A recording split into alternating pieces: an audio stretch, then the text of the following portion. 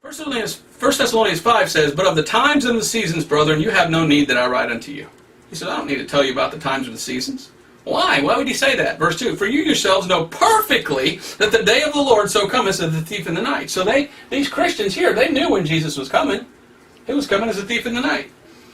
"For when they shall say, peace and safety, then sudden destruction cometh upon them as travail upon a woman with child, and they shall not escape." The Bible says right there that the coming of Jesus is like a woman with child. Well, when a woman is with child, when does that woman give birth? Well, usually we say it's about 9 months. So when a woman gets pregnant, no man can know the day or the hour of when that baby will be born, but we have an idea within about 9 months. What is it? They say a woman's pregnant. Well, a lot of people say 40 months, but it's really about 38 months. Well, is it possible that we can know within 38 months of when Jesus comes? You see, that's way back here. No man knows the day or the hour. But over here we can know probably within 9 months or so of when Jesus is coming, according to Paul. Now watch this. I stopped at that verse, verse 3. "It cometh to the woman with travail." Verse 4. "But ye, brethren," watch this, Christians, "are not in darkness, that day should overtake you as a thief." Almost sounds like Paul is saying, you're not stupid. You're going to know when it comes. Can a Christian know the date of the rapture? It almost sounds like Paul is saying, you're not dumb, you're going to know. Now you might not know the exact day or hour, but you can get an idea within 9 months, because the story there, or the type there, is the Lord's coming is as a woman with child. So maybe within 9 months or so, we can have an idea of when Jesus comes. What an interesting thought. Now let's go over to 2 Thessalonians. 2 Thessalonians. So all these people say, no man knoweth the day or the hour, no man knoweth the hour. Well, okay, I'll agree with you.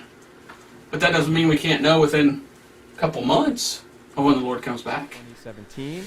And so as far as I know, I was the only one on YouTube who was saying that if this is going to be fulfilled next year, then we can count back 9 months, and there should be something extremely significant that will happen on that day. And it should happen to Israel, because this sign is a sign of Israel. The woman with the 12 stars was the image that Joseph dreamt about back in Genesis. And he knew right away, his parents knew, his brothers knew, that this was an image of Israel. And so as far as I know, I was the only person saying, count back 9 months, you will get conception on the 23rd of December, 2016. Something major should happen to Israel. And so what has happened? Aligning with the conception, not the birth, which is next year, but the conception 9 months before, was UN Resolution 2334. This piece of abomination is Obama's last-minute ambush against Israel. This has never happened before. So you think about this. Since the creation of the UN, America has always vetoed these, negative resolutions against Israel.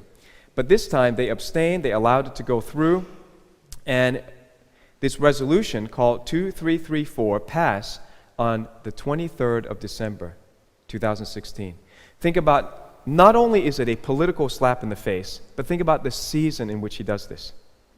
The man says, let me say the man pretends, that he's a Christian. And the 23rd of December is the beginning of Hanukkah. It happens to be the conception date when Jupiter enters the womb of Virgo.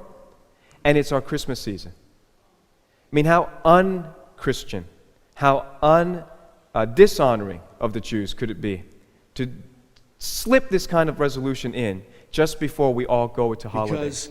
Because if you're in the camp that says, well, the rapture has to happen then at a Feast of Trumpets. We don't know what year, and that's the camp. So every year, and I'm in that camp every fall, it's a high watch time, is it not? I get a little excited, and I know you do too. It's like, is this it, Lord? Is this it?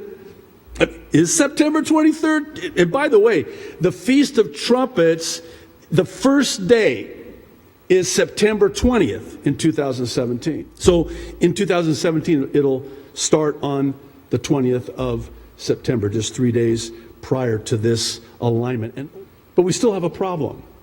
Well, what's your problem, Pastor? Well, I'm going to tell you what my problem is here. Because on the other side of this table, you have the doctrine of imminence. What is that? That's the belief that Jesus can come in the rapture of the church at any time. I'm with Pastor JD on this. I like the feeling of imminence, that Jesus could come at any time. It keeps us ready. It keeps us feeling that sense of urgency. I also feel like there are high watch times. They make some really good points for the Feast of Trumpets, but I do not focus my whole belief system on it has to happen only one time in the whole year. No man knows the day or the hour. He comes, Jesus said, at an hour you expect not, and it's as a thief in the night. That's the doctrine of imminence, that the rapture can happen at any time. If the rapture can only happen on a Feast of Trumpets, then that's 9 months.